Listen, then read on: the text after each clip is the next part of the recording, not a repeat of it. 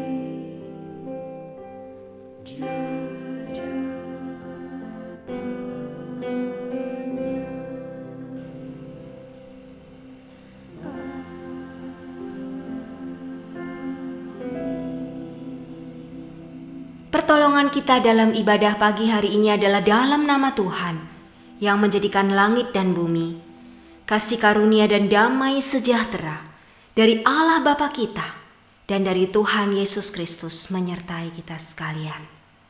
Amin. Masih dengan tetap bangkit berdiri, kita akan bersama-sama membaca bacaan Alkitab kita pagi hari ini yang terambil dari Ulangan 28 ayat 1 hingga yang ke-6.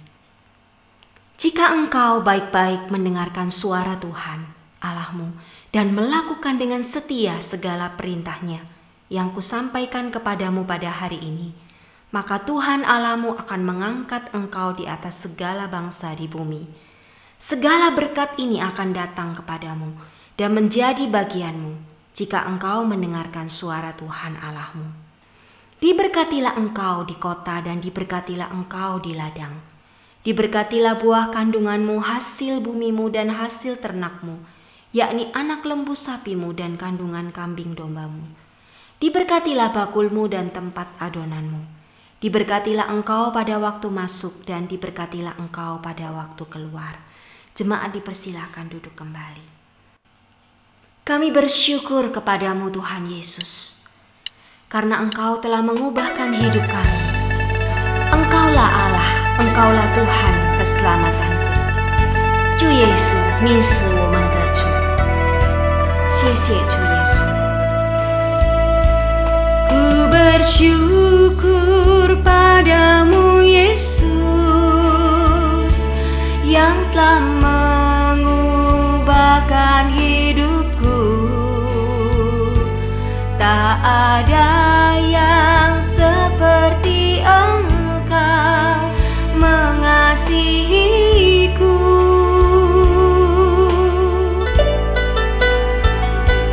Kau menuntun jalan hidupku, bawaku masuk rencanamu. Tak ada yang seperti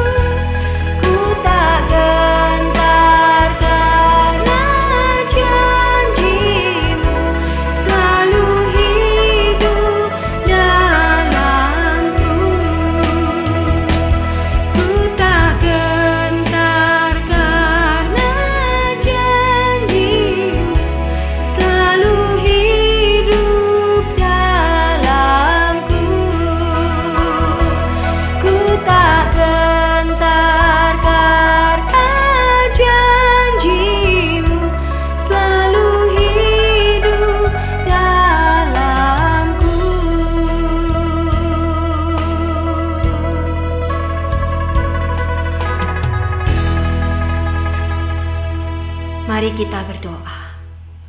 Bapa yang kami sembah dalam nama Tuhan Yesus Kristus, kami bersyukur ya Bapa untuk tahun yang baru yang Engkau anugerahkan buat setiap kami. Dan kami sungguh bersyukur ya Bapa untuk anugerah keselamatan, penyertaan dan kasih setia Tuhan yang selalu baru dan menyertai kami sampai hari ini. Di dalam kami memasuki tahun yang baru, tahun baru Imlek, ajar kami untuk selalu percaya dan berserah kepada Tuhan, menaruh segala beban, pergumulan dan doa kami hanya kepada Engkau ya Bapa. Sertai dan tuntun serta pimpin langkah hidup kami.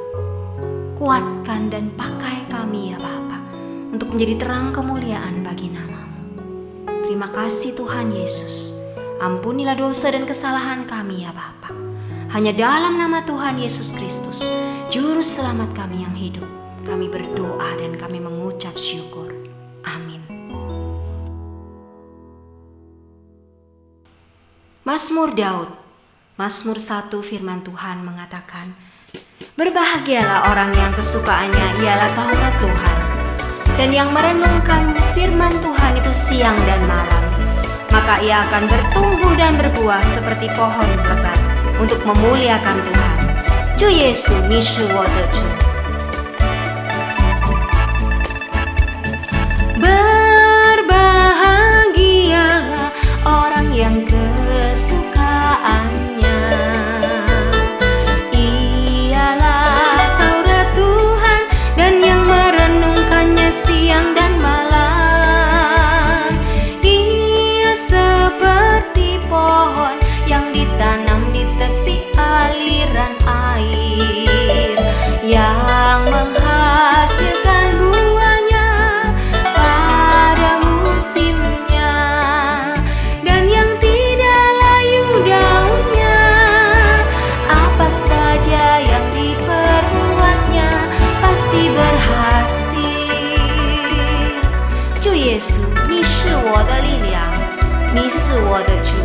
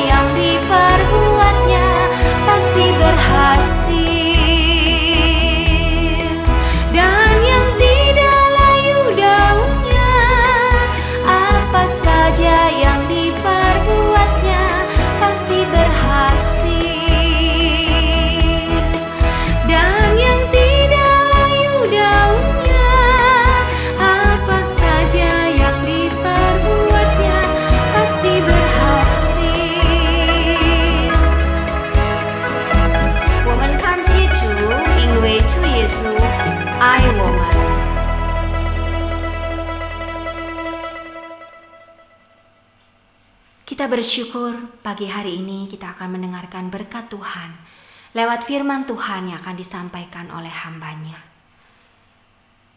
Bapak Ibu yang terkasih dalam Kristus, biarlah setiap kita sungguh percaya bahwa Tuhan Yesus adalah Allah dan Tuhan. Dia Allah yang hidup, yang menuntun setiap langkah kita. Kaulah Tuhanku, penuntun hidupku, di gunung, di lembah, menyertai selalu, di lautan manusia, Kau mengenaliku, janjimu tak berubah, berkat-Mu di hidupku. Setiap langkahku ada anugerah-Mu, tangan kasih-Mu pandu di hidupku. Setiap langkahku ada pengharapan, tangan kasih-Mu tuntun sepanjang hidupku. 主耶稣，你是我的力量。Kaulah Tuhanku, Engkaulah kekuatanku dan perisaiku. Kaulah Tuhanku, penuntun hidupku, di gunung, di lembah, menyertai selalu, di lautan manusia, Kau mengenaliku, janji-Mu tak berubah, berkat-Mu di hidupku. Setiap langkahku ada anugerah-Mu, tangan kasih-Mu pandu di hidupku. Setiap langkahku ada pengharapan, tangan kasih-Mu tuntun sepanjang hidupku. Setiap langkah kami ada anugerah-Mu ya Tuhan. Setiap langkahku ada anugerah-Mu, tangan kasih-Mu pandu di hidupku. Setiap langkahku ada pengharapan, tangan kasih-Mu tuntun sepanjang hidupku. Tangan kasih-Mu tuntun sepanjang hidupku. Tangan kasih-Mu tuntun sepanjang hidupku.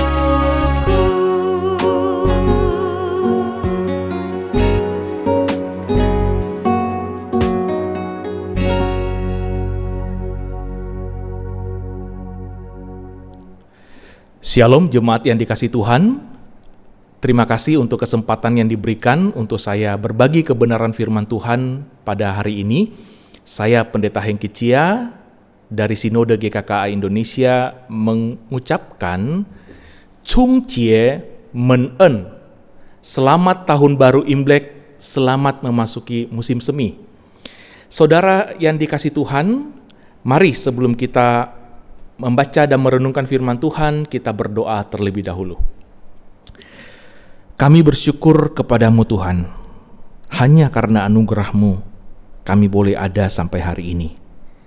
Kami bisa menapaki tahun baru Imlek 2572. Terima kasih ya Tuhan, sungguh karena kebaikan-Mu lah Tuhan, kami boleh ada. Kami memohon supaya Tuhan menuntun kami di tahun baru ini untuk berjalan bersama dengan Tuhan melakukan semua yang Tuhan mau untuk hormat dan kemuliaan nama Tuhan. Karena itu Tuhan, kami berdoa biarlah saat ini Tuhan berkenan berbicara kepada kami melalui penguraian khotbah yang disampaikan ya Tuhan. Demi nama Tuhan Yesus kami berdoa, kami bersyukur. Amin. Saudara yang dikasihi Tuhan, tema yang akan kita renungkan pada hari ini adalah Happy Angpau. Sebagai dasar dari khotbah ini saya mengajak kita memperhatikan dua bagian firman Tuhan. Yang pertama dari satu firman yang mungkin saudara sudah pernah dan sering dengarkan, yaitu dari Injil Yohanes pasal 3 ayat 16. Demikianlah bunyi firman Tuhan. Karena begitu besar kasih Allah akan dunia ini, sehingga Ia telah mengaruniakan anaknya yang tunggal, supaya setiap orang yang percaya kepadanya tidak binasa, melainkan beroleh hidup yang kekal. Satu bagian Alkitab lagi saya ambil dari kitab Kejadian pasal 5 ayat 24. Kejadian 5 ayat 24, demikianlah firman Tuhan. Dan Henok hidup bergaul dengan Allah, lalu ia tidak ada lagi, sebab ia telah diangkat oleh Allah. Saudara yang dikasihi Tuhan, berkaitan dengan tema dan hari raya Imlek ini, izinkan saya menjelaskan 2 poin terkait dengan hari raya Imlek dan juga terkait dengan angpau, saudara. Saudara, saya ingin mengingatkan kita terkait dengan apa itu Imlek, saudara. Secara khusus saya pikir kita perlu memahami bahwa Imlek itu adalah satu penanggalan hari raya yang bersifat internasional, khususnya bagi masyarakat Tionghoa, apapun agamanya. Saya kira ini perlu kita sama-sama pahami karena ada gereja tertentu yang menolak untuk merayakan Imlek karena memandang bahwa Imlek ini adalah hari raya agama tertentu. Nah, itu sebabnya saya ingin mengupas sedikit terlebih dahulu perihal sejarah penanggalan hari raya Imlek. Saudara, kata Imlek itu dalam bahasa merupakan satu bahasa Hokkien yang berarti penanggalan bulan atau Yinli, ya.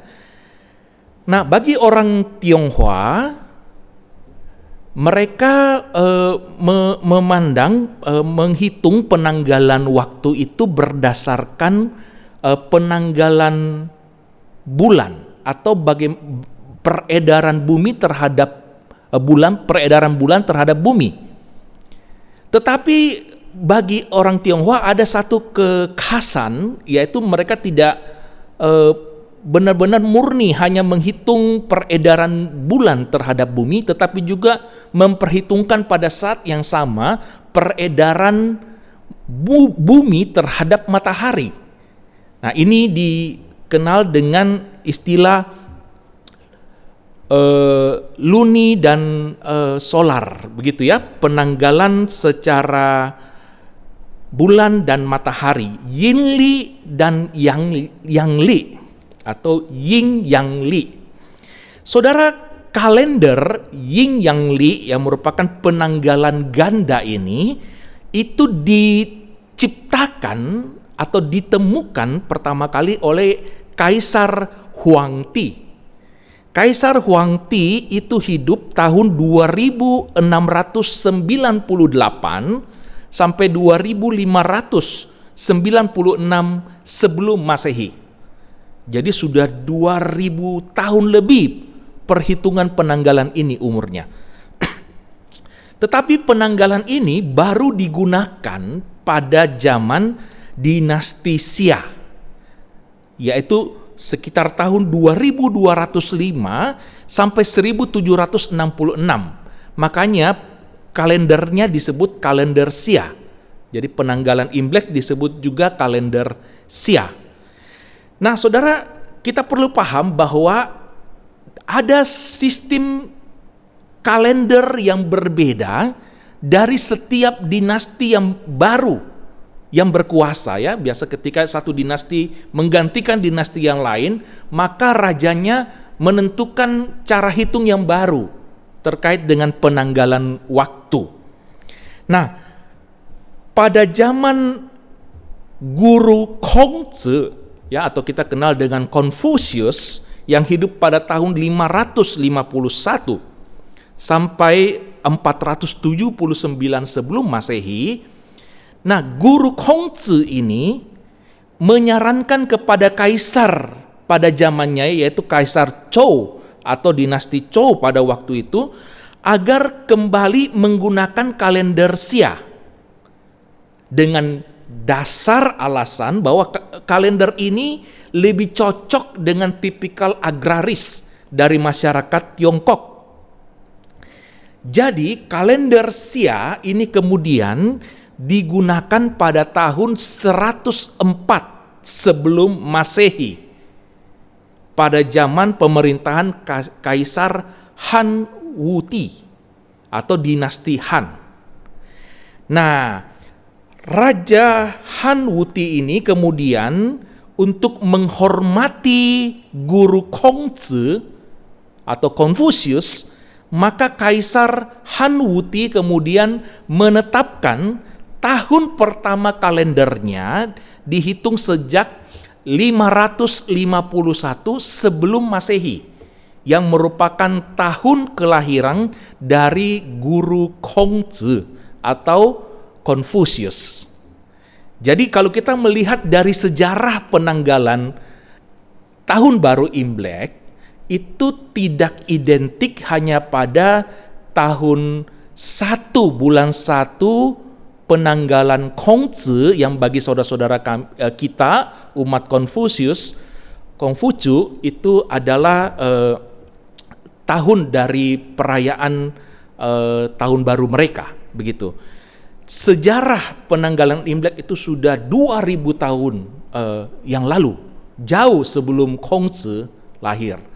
Nah, ini hal yang pertama supaya kita paham bahwa tahun baru Imlek adalah tahun baru bagi semuanya, khususnya orang Tionghoa dengan latar belakang agama apa saja, ya, termasuk Kristen. Yang kedua, saudara, saya mau ajak kita memahami tentang makna angpao, ya. Nah, kata angpao atau hongpao itu terjemahannya adalah bungkusan merah. Bungkusan merah. Nah, saudara, warna merah itu adalah sebuah simbol. Simbol apa? Bagi orang Tionghoa, warna merah itu adalah simbol kebahagiaan.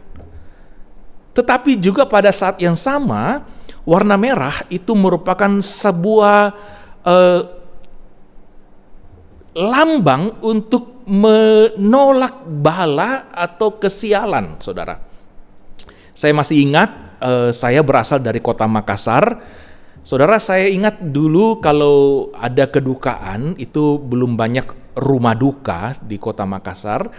Jadi biasanya kalau ada kedukaan, maka pihak keluarga yang berduka itu akan menempelkan kertas merah di rumah tetangga-tetangganya, di depan pintu tetangga-tetangganya. Ya, saya kira maknanya itu adalah supaya jangan sampai tanda petik kesedihan atau kedukaan atau mungkin juga bagi mereka kesialan yang mereka hadapi, alami itu terjadi kepada orang-orang di sekitarnya. Maka kemudian ditempelkanlah kertas merah itu, saudara.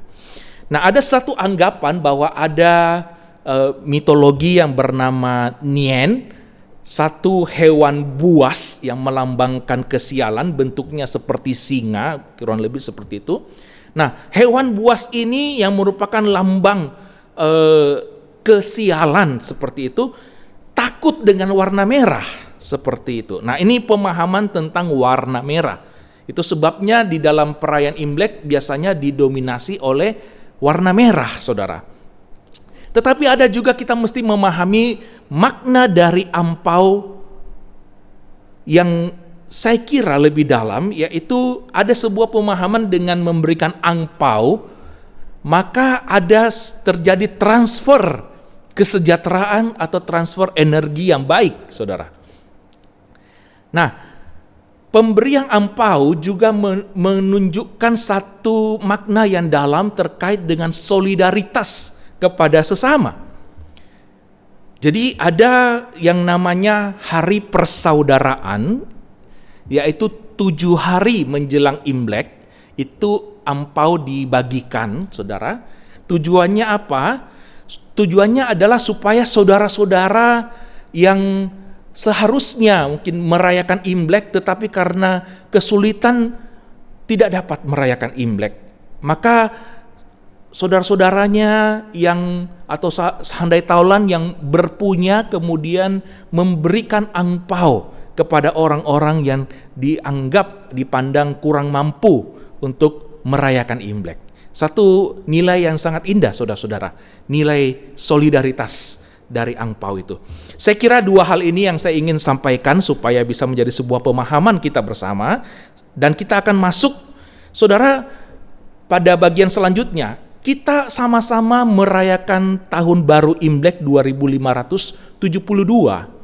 Tetapi kita sama-sama juga memahami konteks situasi saat ini ketika kita merayakan Imlek, saudara. Seorang rekan Komsel membagikan pengalamannya sebagai penyintas COVID-19. Ketika dia berada di rumah sakit, dia berkata bahwa saya kemudian menyadari ada 3M di tengah masa pandemi ini. Dia seorang pemimpin gereja dan juga pengusaha, seorang majelis dan juga seorang pengusaha yang kemudian berkata bahwa saya menyadari bahwa manusia itu begitu rentan dan rapuh. Ini M yang pertama yang dia lihat, saudara. Bahwa tidak ada seorang pun yang sebenarnya benar-benar bisa kebal terhadap virus ini, saudara. Manusia sesungguhnya rentan dan rapuh terhadap virus yang begitu kecil ini, saudara. Yang kedua, teman Komsel ini kemudian berkata bahwa dia menyadari bahwa materi itu hanya sementara. Dia berkata, ketika saya ke rumah sakit, saya cuma bisa membawa baju saya 2-3 lembar saja. Yang lain harus tinggal di rumah. Materi tidak bisa berbuat banyak dalam situasi ini. Lalu yang ketiga, dia kemudian menyadari bahwa masa pelayanan itu ada batasnya. Melayani Tuhan itu ada batasnya.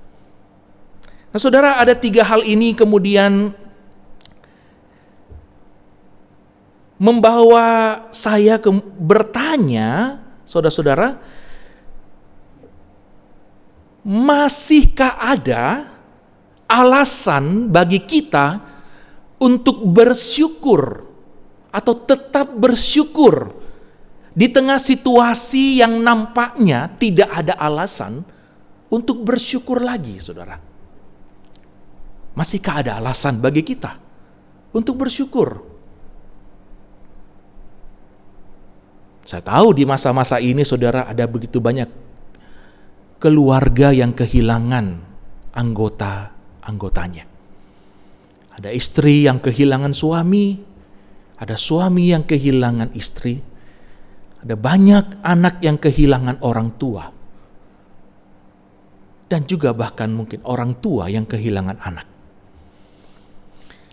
Saudaraku, apakah masih ada alasan bagi kita untuk bersyukur Nah saudara, disinilah kemudian firman Tuhan mau menyapa kita dan mengingatkan kita bahwa masih ada harapan bagi kita, saudara.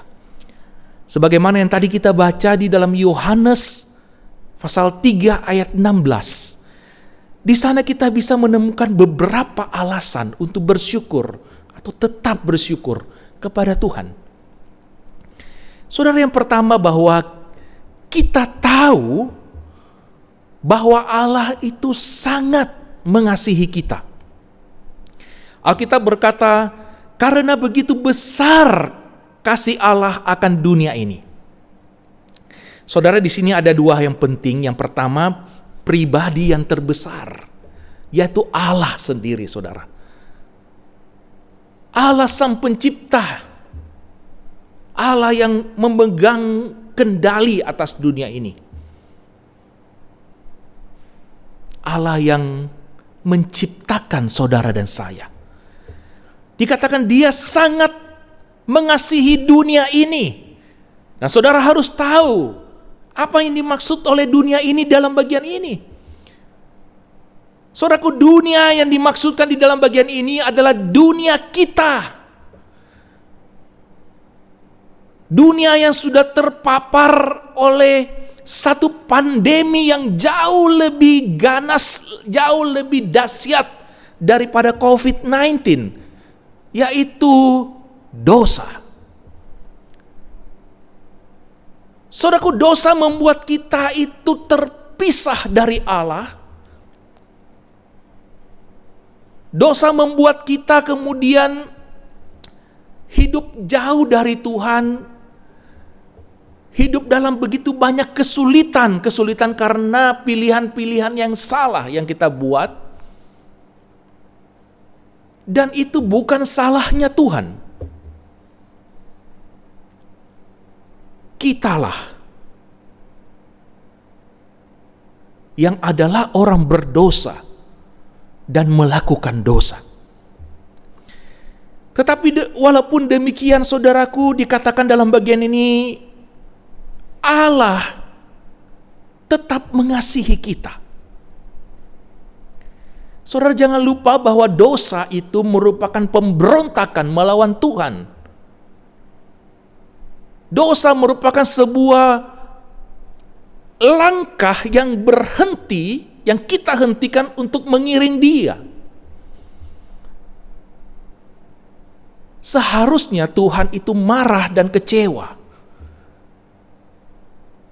Dia tidak harus mengasihi kita, tetapi dikatakan di dalam Yohanes 3 ayat 16 ini, Dia mengasihi dunia yang berdosa, termasuk saya dan saudara. Saudara, kita tahu Allah sangat mengasihi kita. Firman Tuhan mengatakannya. Lalu dikatakan demikian, Ia telah mengaruniakan anaknya yang tunggal. Oh saudaraku, di sini kita bisa melihat alasan yang untuk bersyukur lainnya. Kita bersyukur karena kita sudah melihat bukti yang terbesar dari kasih Allah itu.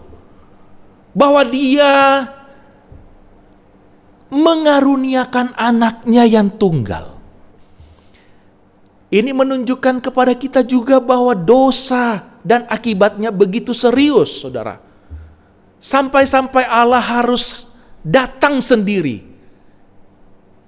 melalui anaknya untuk membereskan masalah ini.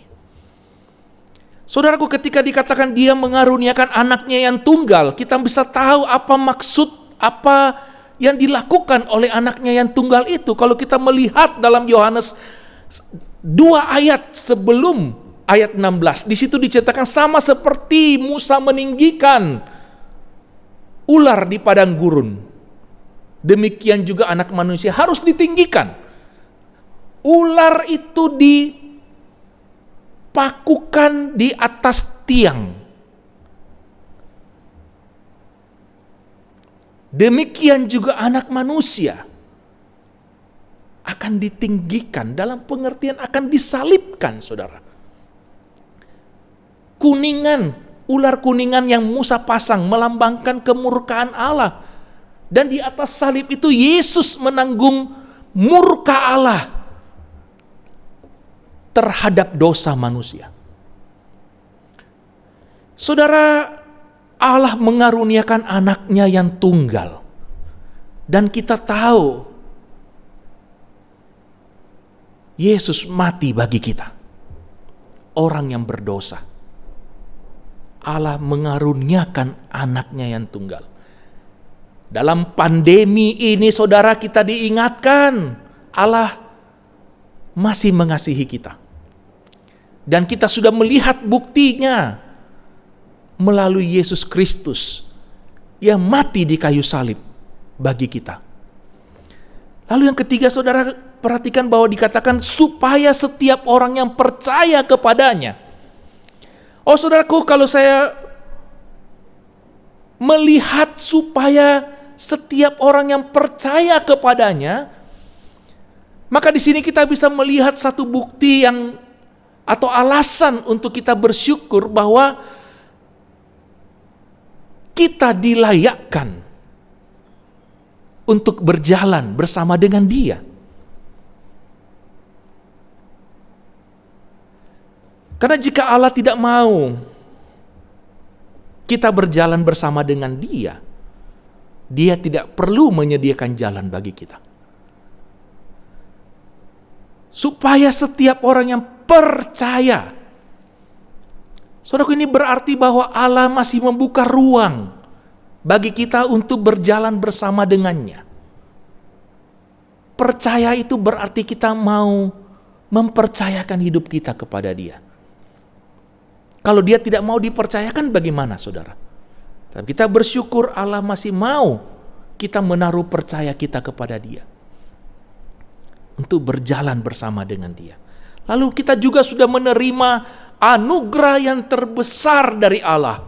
Dikatakan supaya setiap orang yang percaya kepadanya tidak binasa, melainkan beroleh hidup yang kekal. Saudaraku, inilah anugerah yang terbesar yang Tuhan berikan kepada kita. Tuhan tidak mau kita binasa. Tuhan mau kita mendapatkan hidup yang kekal. Dan untuk itu Dia harus membayar harga yang mahal dengan mengirimkan Yesus Kristus bagi kita. Saudara, saya kira ini hal yang penting untuk kita sama-sama lihat. Dan secara khusus saudara, saya mau mengajak kita melihat lebih jelas tentang bagaimana Allah itu rindu untuk berjalan bersama dengan kita. Tadi saya membacakan tentang Henokh, satu tokoh di dalam Alkitab. Dalam Kejadian pasal 5 ayat 1 sampai 10. Saudara, kita bisa melihat Henokh,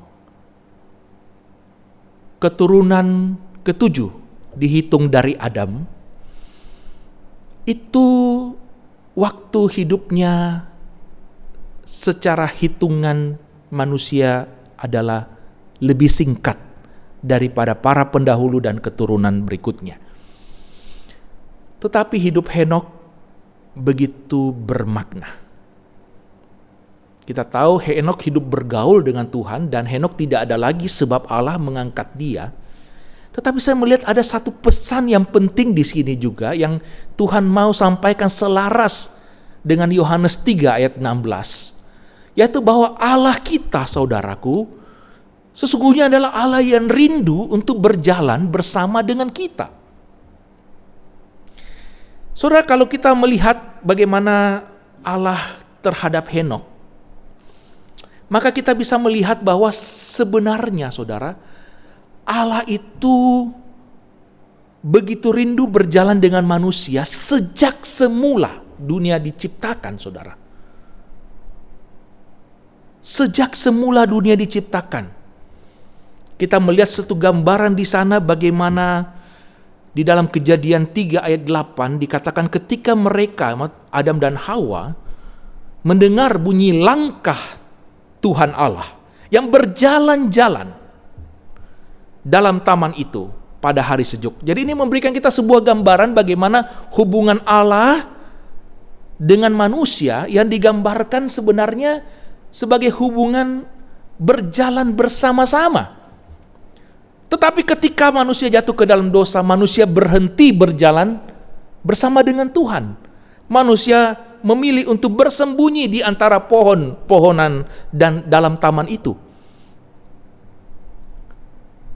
Saudara, tahukah kita bahwa dosa itu membuat kita terpisah dari Tuhan?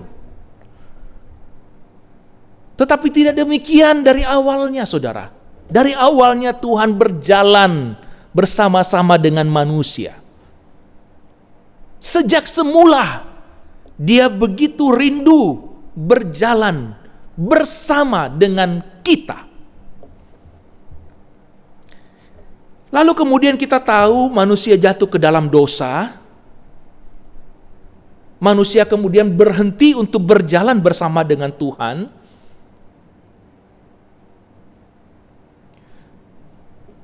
Terpisah dari Tuhan karena dosa. Tetapi kita bisa melihat bagaimana Tuhan itu masih tetap rindu berjalan bersama dengan manusia, walaupun dia sudah dikecewakan, walaupun hatinya dihianati oleh manusia itu. Allah tetap rindu berjalan dengan manusia. Itu sebabnya Kejadian 3 ayat 9 di sana Tuhan memanggil manusia itu dan berfirman kepadanya, "Di manakah engkau? Di manakah engkau, Adam?" Saudara, Tuhan masih rindu berjalan bersama dengan Adam. Benar, dosa itu memisahkan manusia, tetapi peristiwa ini menunjukkan kepada kita Tuhan masih ada di sana dan mau membawa Adam dan Hawa kembali berjalan bersama dengannya. Saudaraku, Henokh itu 6 generasi setelah Adam, dan Henokh masih melihat Adam. Henokh hidup 365 tahun, masih ada waktu di mana Adam melihat Henokh dan Henokh melihat Adam. Tetapi menariknya bahwa kemudian yang dicatatkan orang pertama yang berjalan bersama dengan Tuhan sebagaimana yang Tuhan mau adalah Henokh, saudara. Henokh, seorang yang berjalan bersama dengan Tuhan. Kalau kita membaca dari referensi Perjanjian Baru, dari kitab Yudas dan Ibrani, maka kita tahu Henokh mewujudkan imannya itu dengan, atau mewujudkan berjalan bersama dengan Tuhan itu dengan percaya dan taat. Ibrani 11.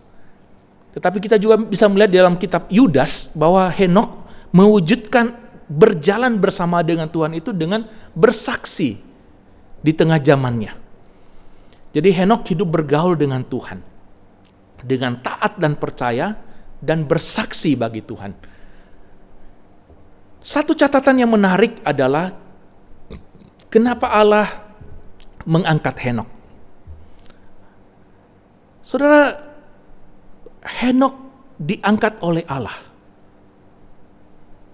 bukan hanya karena kesalehannya, tetapi peristiwa ini dicatat untuk menunjukkan kepada saya dan saudara betapa Allah sangat menghargai kebersamaan itu, saudara. Betapa Allah sangat menghargai ketika kita berjalan bersama dengannya. So kita membayangkan Henokh setiap hari, Tuhan, aku rindu lebih dekat denganmu. Aku rindu, Tuhan, berjalan bersama denganmu hari ini. Tuhan, tolong saya bisa melihat Engkau lebih jelas. Setiap hari Henokh mendoakan hal itu, saudara.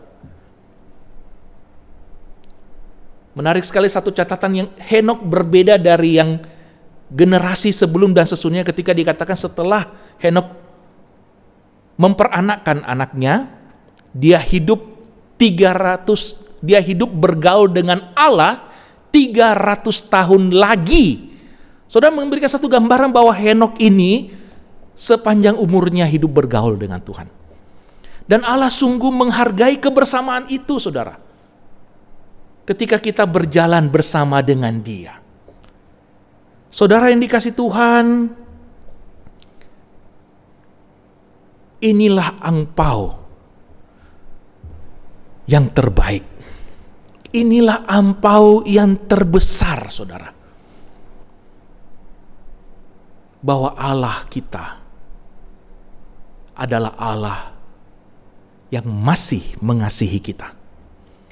Bahwa Allah kita adalah Allah yang mau berjalan bersama dengan kita. Saudaraku, apa angpau yang terbaik?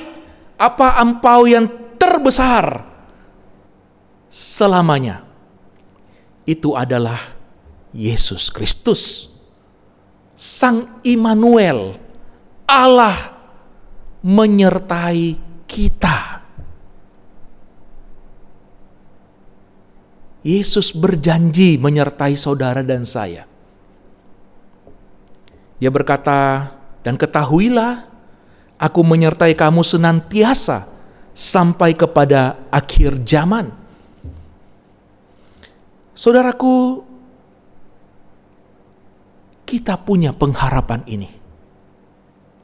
Di tengah masa yang sukar ini, saudaraku, kita punya sebuah jaminan bahwa Allah begitu mengasihi kita, dan Yesus yang tersalib itu adalah buktinya.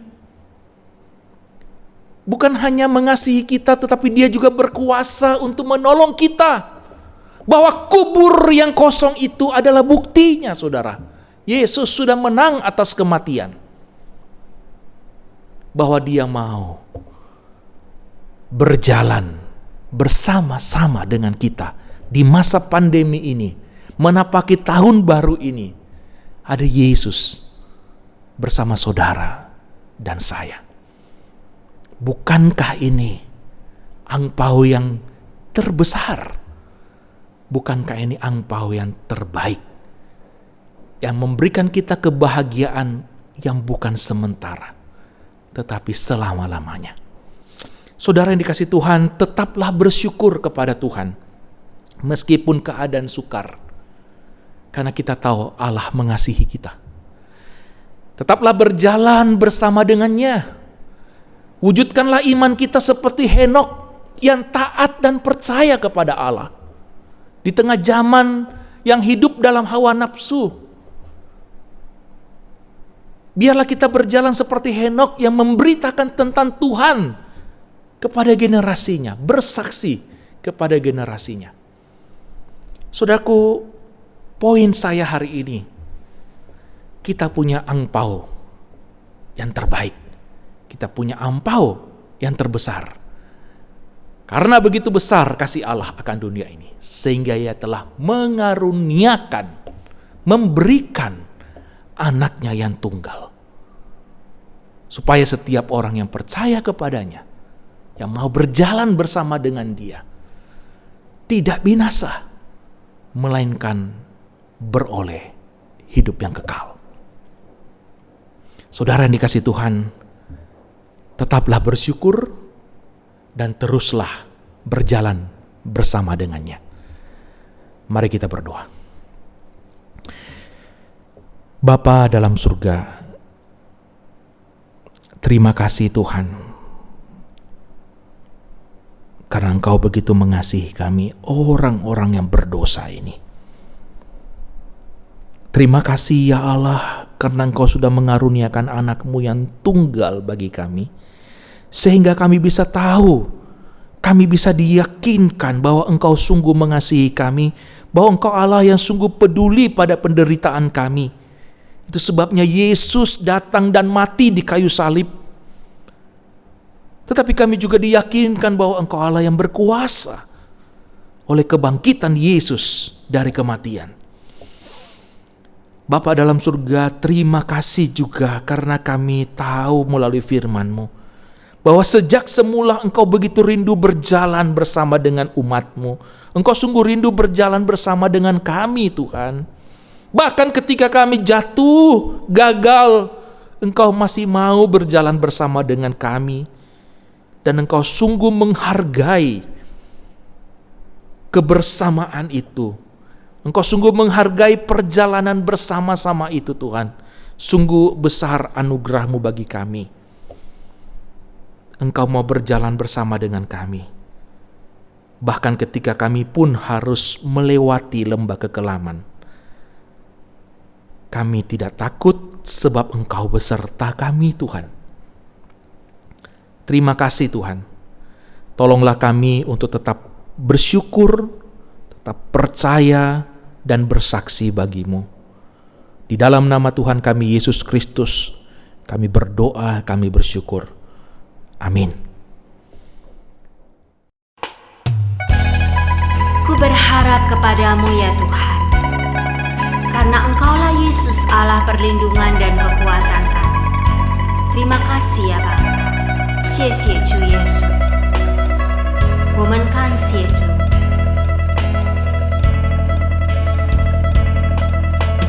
Ku berharap kepadamu, Kau perlindungan dan kekuatanku. Ku berdoa kepadamu, Kau tanduk keselamatanku. Ku berharap kepadamu, Kau perlindungan dan kekuatanku. Ku berdoa kepadamu, Kau tanduk keselamatanku. Kaulah Tuhanku, Kaulah Rajaku, Kaulah benteng dan perisaiku. Hatiku rindu menyenangkan-Mu, ku sembah sujud kepadamu. Kaulah Yesus Allah dan Tuhanku. Ku berharap kepadamu, Kau perlindungan dan kekuatanku. Ku berdoa kepadamu, Kau tanduk keselamatanku. Kaulah Tuhanku, Kaulah Rajaku, Kaulah benteng dan perisaiku. Hatiku rindu menyenangkan-Mu, ku sembah sujud kepadamu. Kaulah Tuhanku, Kaulah Rajaku, Kaulah benteng dan perisaiku. Hatiku rindu menyenangkan-Mu, ku sembah sujud kepadamu. Ku sembah sujud kepadamu. Ku sembah sujud kepadamu.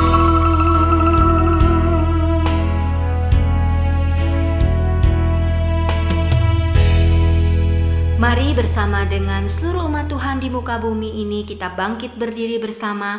Kita akan mengaku pengakuan iman rasuli. Pengakuan iman rasuli. Aku percaya kepada Allah, Bapa yang Maha Kuasa, Khalik langit dan bumi, dan kepada Yesus Kristus anaknya yang tunggal Tuhan kita, yang dikandung dari Roh Kudus, lahir dari anak darah Maria, yang menderita sengsara di bawah pemerintahan Pontius Pilatus, disalibkan, mati dan dikuburkan, turun dalam kerajaan maut.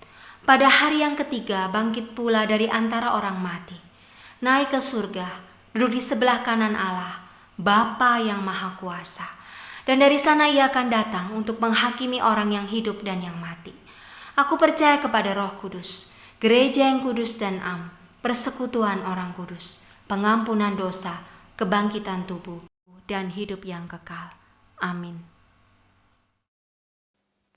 Mari saudara-saudara kita masuk di dalam doa.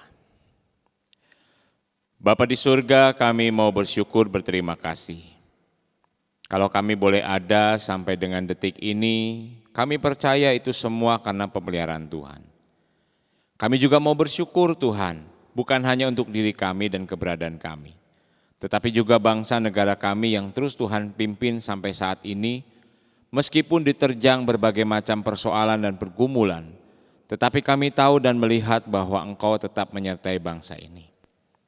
Bapa, kami bersyukur juga untuk proses vaksinasi yang sedang berlangsung. Biarlah Tuhan memperlancar semuanya, supaya ini bisa menjadi salah satu alternatif solusi bagi berakhirnya pandemi COVID-19 di Indonesia. Terus berikan hikmat kepada pemimpin-pemimpin kami untuk memikirkan cara-cara yang terbaik membawa bangsa ini keluar dari krisis yang berkepanjangan ini. Tidak lupa, hari ini juga kami mau mendoakan jemaat-jemaat-Mu, mereka yang sedang sakit dan terbaring lemah. Kami ingat untuk Ibu Yuliani, kami ingat untuk Bapak Gounsing, kami ingat untuk Ibu Tan Siok Ming, kami juga teringat Bapak Li Irawan, Ibu Chia Chuing, Ibu Tan Jai Chu, Ibu Hong I dan anaknya, Ibu Musyanwati, Robert dan juga Pak Yongki. Kami serahkan mereka semua dalam masa pemulihan ataupun mereka yang masih menjalani sakit penyakit. Tuhan memberi kekuatan, jamahan dan kesembuhan buat mereka. Kami juga mau bersukacita bersyukur mendoakan untuk rencana pemberkatan pernikahan Saudara Michael dan Saudari Nadia pada 20 Februari yang akan datang. Tuhan, biarlah Engkau semakin mempersiapkan hati pikiran mereka sebelum mereka mengucapkan janji pernikahan di hadapan Tuhan. Proses konseling yang sudah berjalan selama berbulan-bulan, biarlah semua pembelajaran itu menolong mereka untuk semakin paham dan mengerti apa yang menjadi isi hati Tuhan bagi rumah tangga mereka kelak. Tidak lupa kami juga berdoa Tuhan, bersyukur untuk jemaat-jemaat-Mu yang berulang tahun, baik untuk Ibu Sisilia Gondokusumo, Bapak Teguh Santoso ataupun juga Bapak Darwin. Tuhan, berilah pertambahan usia yang sudah dikaruniakan oleh Tuhan kepada mereka, mendorong mereka terus belajar mengasihi Tuhan dan hidup takut akan Tuhan. Berkati keluarga mereka, pekerjaan, dan juga segala pergumulan-pergumulan yang sedang mereka hadapi. Kami juga mau menyerahkan untuk tayangan Imlek yang sebentar kami akan saksikan setelah ibadah ini. Biarlah Tuhan memberkati melalui tayangan ini juga. Kami boleh bersama-sama merasakan kebahagiaan merayakan Imlek, meskipun kami masih belum bisa bertatap muka. Kami menyerahkan juga pelayanan sepekan ke depan ke dalam tangan pengasihan-Mu, baik untuk persekutuan doa malam, persekutuan wanita, pendalaman Alkitab. Biarlah Tuhan juga menolong setiap acara demi acara, supaya semuanya boleh berjalan dengan baik dan lancar. Tidak lupa kami juga memenaikkan syukur atas segala pemeliharaan kebaikan Tuhan. Dan kami ingin mengembalikan dalam bentuk persembahan ucapan syukur kami di hadapan-Mu. Biarlah Tuhan juga yang akan mendorong hati kami terus-menerus melihat segala kebaikan dan kemurahan hati Tuhan bagi kami. Terima kasih Bapak, berkatilah setiap tangan-tangan yang sudah memberi, berkati juga usaha pekerjaan kami di tengah-tengah masa yang seperti ini, supaya tetap kami bergantung kepada Tuhan dan bukan kepada yang lain. Ini doa kami Bapa, dalam nama Tuhan Yesus Kristus kami berdoa dan memohon. Amin. Doksologi dan doa berkat akan disampaikan oleh hamba-Nya.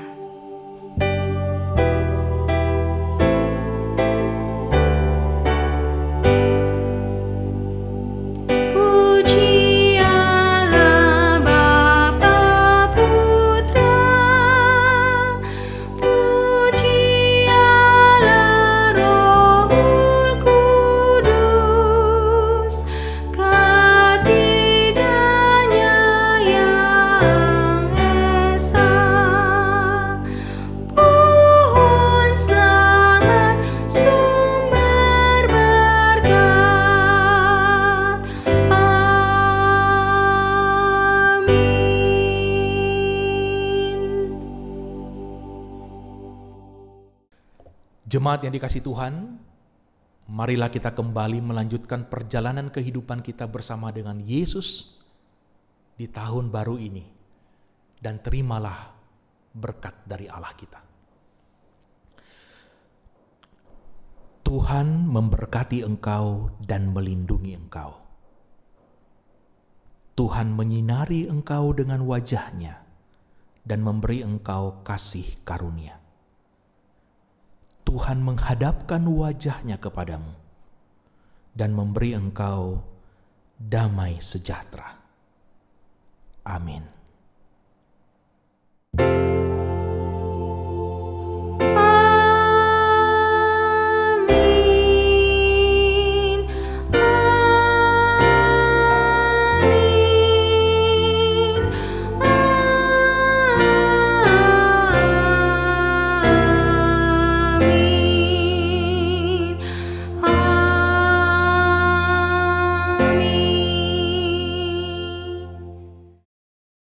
Kita akan menyaksikan bersama sebuah lagu persembahan yang istimewa, Entian Lusang dari Jemaat GK Agape dalam rangka memperingati Chinese New Year, Tahun Baru Imlek.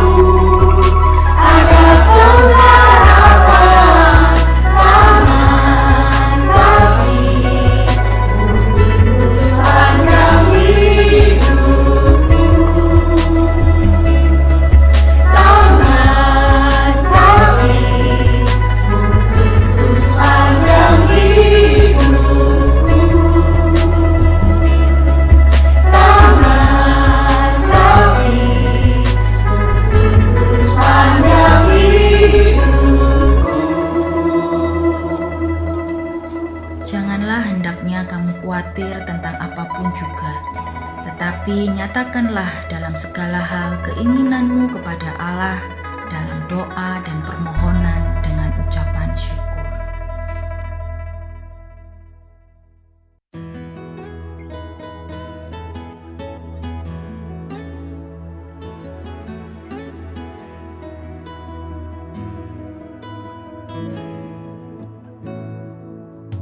Firman Tuhan berkata, tetapi kasih setianya dari selama-lamanya sampai selama-lamanya atas orang yang takut akan Dia, dan keadilannya bagi anak cucu. Kami sekeluarga mengucapkan Selamat Hari Raya Imlek, Tuhan memberkati. 当耶和华的慈爱归于敬畏他的人，从亘古到永远，他的公义也归于子子孙孙。诗篇103篇17节。祝大家恭喜恭喜！新春蒙恩，福杯满溢。 Haleluya! Berbahagialah orang yang takut akan Tuhan, yang sangat suka kepada segala perintahnya. Anak cucunya akan perkasa di bumi, angkatan orang benar akan diberkati. Selamat Tahun Baru Imlek, damai sejahtera, sukacita, kesehatan beserta kita sekalian. Amin. Tuhan telah mengingat kita. Dia akan memberkati kaum Israel, Memberkati kaum baru. memberkati orang-orang yang takut akan Tuhan. Baik yang kecil maupun yang besar. Selamat Tahun Baru Imlek. Tuhan memberkati kehidupan saudara sekalian. Tetap semangat dan tetap hidup di dalam Tuhan dan bertumbuh di dalam Tuhan. Amin.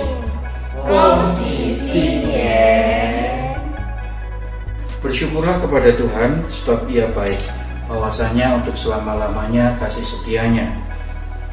Kami sekeluarga mengucapkan selamat Tahun Baru Imlek, damai sejahtera, sukacita, kesehatan beserta kita sekalian. Amin. 你们要称谢耶和华，因他本为善，他的慈爱永远长存。诗篇118篇1节。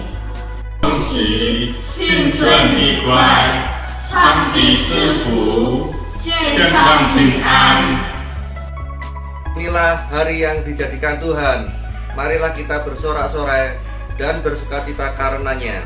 Mazmur 118 ayat 24. Kami sekeluarga mengucapkan Kongsi新年蒙恩。 这是耶和华所定的日子，我们在其中要高兴欢喜。诗篇118篇24节，恭喜恭喜，新春愉快，上帝赐福，健康平安。 Diberkatilah Dia yang datang dalam nama Tuhan. Kami memberkati kamu dari dalam rumah Tuhan. Selamat Tahun Baru Imlek. 恭喜发财，新年快乐，身体健康。奉耶和华名来的，是应当称颂的。我们从耶和华的殿中为你们祝福。恭喜恭喜，恭祝大家新春蒙福，主恩满溢，健康平安。